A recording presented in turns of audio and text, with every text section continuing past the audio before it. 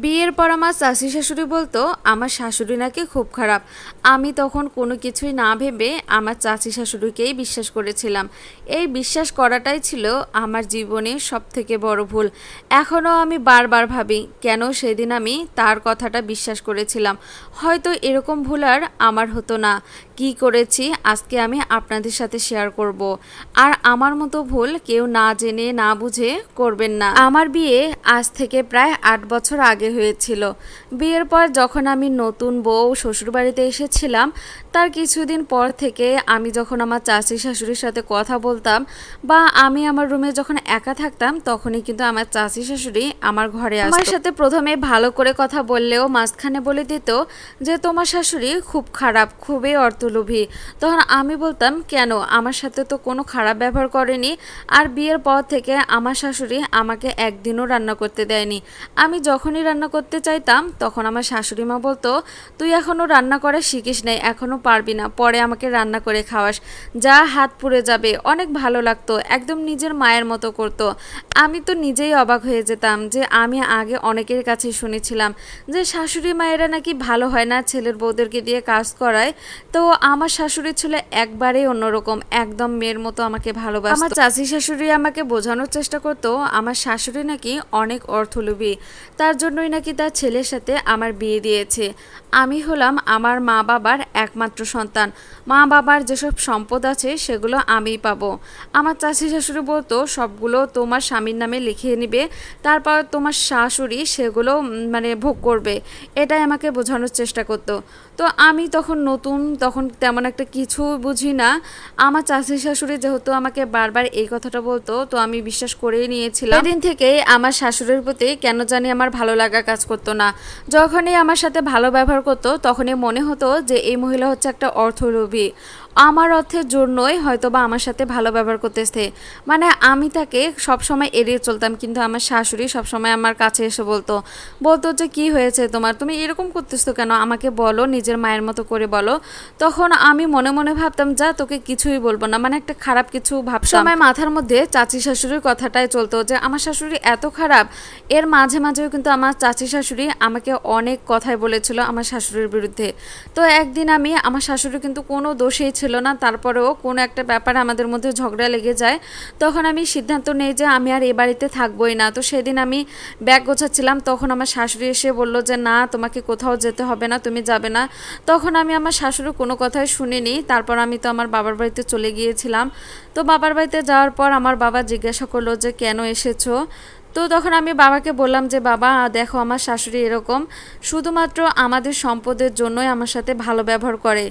তো আমার বাবা বলল তোর সাথে কি কখনো খারাপ ব্যবহার করেছে? তো আমি বললাম না, আমার সাথে তো কখনোই খারাপ ব্যবহার করে। বাবা বলল তোর শাশুড়ি কি কখনো আমাদের সম্পদের ব্যাপারে কোনোদিন তোর সাথে কোনো কথা বলেছে?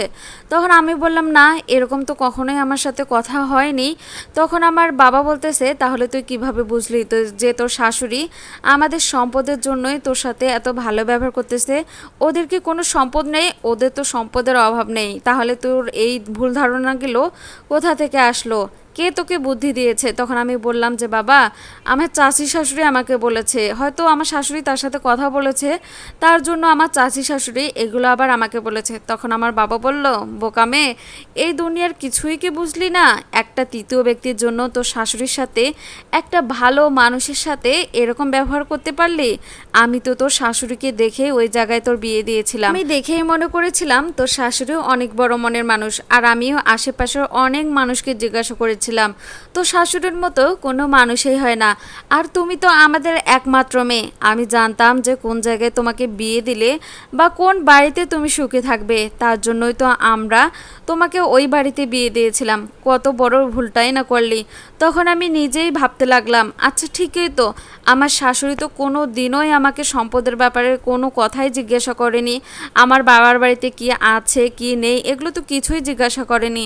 তাহলে কেন আমার শাশুড়িকে আমি ভুল ভুল বুঝলাম। নিজের কাছে নিজেকেই খুব অপরাধী মনে হচ্ছিল। এর কিছুক্ষণ পরে আমার স্বামী ফোন দিয়ে বলতেছে যে আমার শাশুড়ি নাকি খুবই অসুস্থ, আমার শাশুড়ির প্রেশারটা এমনি অনেক হাই। তারপর আমি চলে এসেছি, এরপর নাকি আমার শাশুড়ি মাথা ঘুরে পড়ে গিয়েছিল। তো আমি আর কোনো কিছু না ভেবে সেদিন সাথে সাথে আমার শ্বশুর বাড়িতে চলে যাই। গিয়ে দেখি হ্যাঁ শাশুড়ির মা তো অনেক অসুস্থ। তারপর সেখান থেকে একদম হসপিটালে চলে যাই। হসপিটালে 5 দিন থেকেছিলাম, তারপর বাড়িতে এসেছি। বাড়িতে যাওয়ার পর এ ব্যাপারে আমি আর কাউকে কোনো কিছু বলি না বা এগুলো মনেও করতে চাই না। তখন থেকে আমি আমার শাশুড়িকে অনেক ভালোবাসতাম, তার সেবা করতাম।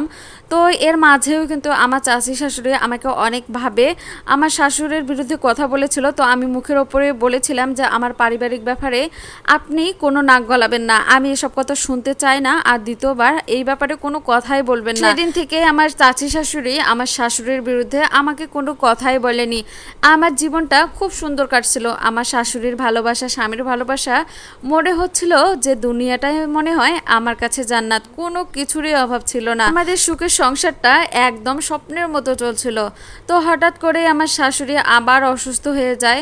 সেদিন শাশুড়িকে নিয়ে আমরা আবার হসপিটালে যাই। এইবার আমার শাশুড়ি অনেকটা অসুস্থ হয়ে যায়। তো আমার শাশুড়ি আমাকে বলল যে দেখো এই সুখের সংসারটা আজ থেকে আমি তোমাকে দিয়ে গেলাম, হয়তো বা আমি আর বাঁচবো না। আমার শাশুড়ির কিন্তু অনেক সোনা গয়না আছে। আমার শাশুড়ির এক ছেলে এক মেয়ে। তো শাশুড়ি মারা যাওয়ার কিছুক্ষণ আগে তার মেয়েকে বলে গিয়েছিল যে আমার যত সোনা গয়না আছে আমার বৌমা আর তুমি সমান ভাগে ভাগ করে নিবে, একটাও কম বেশি করবে না, কিন্তু আমার বৌমাকে একদম সমান ভাগে ভাগ করে দিবে। এই কথাটা শোনার পর না আমার খুব খারাপ লেগেছিল যে কোন মানুষটাকে আমি ভুল বুঝেছিলাম।